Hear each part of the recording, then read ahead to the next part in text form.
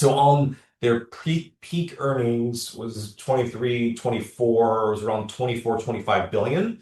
Based on those numbers, you're buying this business that's again going to grow low teens for 13x.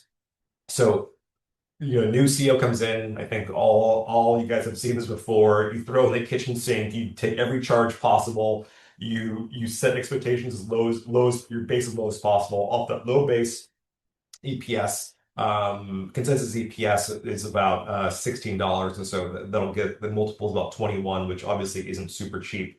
2026 modest growth. Again, not a cheap multiple at 19 times.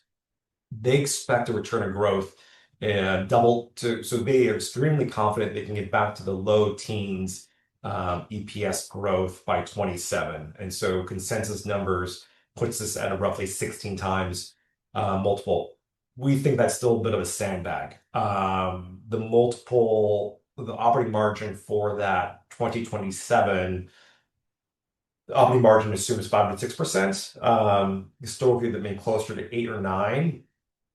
Even if we don't get 9, which I don't know if they'll get 9 anytime soon, even if you're at 7 or even if you're at 7%, which I think is pretty feasible for 27, 28, you're just gonna this is very, very cheap. We think this is eventual.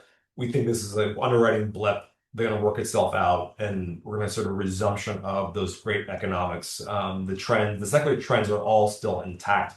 The competitive advantage is growing. So what are the risks? I think the biggest risk is the obvious one. There's some sort of regulatory, political risk. There's